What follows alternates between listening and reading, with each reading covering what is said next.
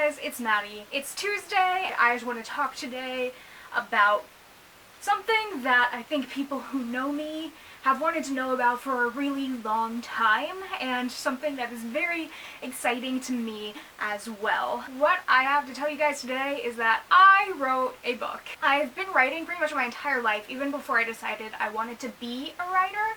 When I was really little, before I could even write myself, I would tell stories to my mom, and she would write them down for me. And I remember the first story I ever wrote was a retelling of Little Red Riding Hood, because, you know, 4-year-old me didn't really have a concept of plagiarism. It's been my dream for over half of my life to be a novelist. I was about 10 years old when I decided that I wanted to write books for a living, and now I'm 20. And I remember it ended with everyone having a can of Pepsi One, and that's really embarrassing, so glad that's on the internet now. Last year for NaNoWriMo, I wrote a story called Until We Meet Again, and it's kind of been my baby for the past year. After November was over, I finished it, and I've been working on it ever since then. In case you don't know, NaNoWriMo is a challenge to write a 50,000-word novel entirely in the month of November, and I've been doing it every year since I was about 13. That's what this shirt is from. It's my winter shirt for the year 2016. The last year for NaNoWriMo, I wrote a book called Until We Meet Again. I really want to polish it up and get it to a point where it is publishable. Just a really quick short little synopsis. It is about a boy who is 19, he's in college, and his name is Nolan. Nolan has this special ability.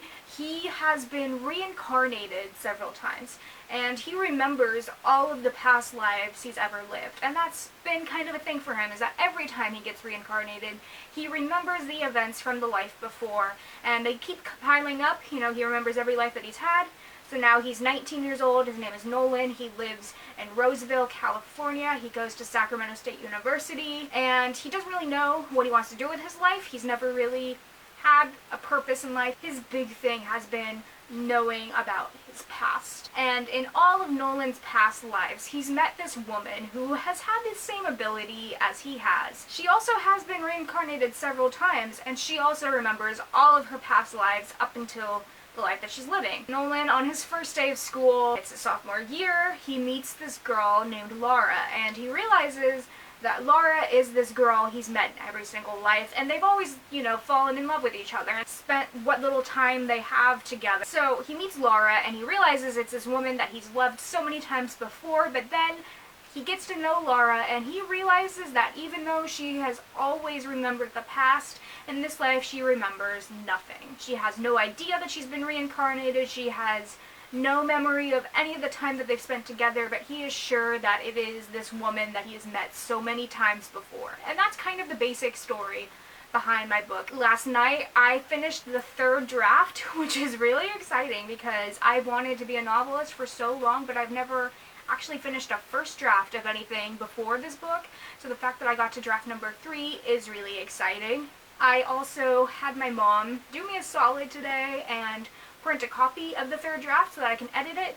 So now I've got this stack of paper that is my book, and it's just incredible to me that I actually have a book that I wrote in my hands, and that I'm holding a book that I wrote. Being that this is my goal in life to be a writer, this is really incredible having this book. So thank you so much, Mom. I'm gonna go ahead and edit it so that I can get it to a place where I can hopefully send it to people to read and maybe get it published one day. I was looking through it and I did notice one mistake already, but it was a stylistic thing, not really like a plot or a grammar thing, so I am pretty happy that that's the biggest mistake I have found just from flipping through it. But pretty soon this coffee stain is not going to be the only mark on this copy. I'm going to be going through it and making notes and changes so that draft number 4 can be as close to perfect as I can be before I let people read it and get their feedback. And then I'm going to try, after I get feedback and write it again, I'm going to try to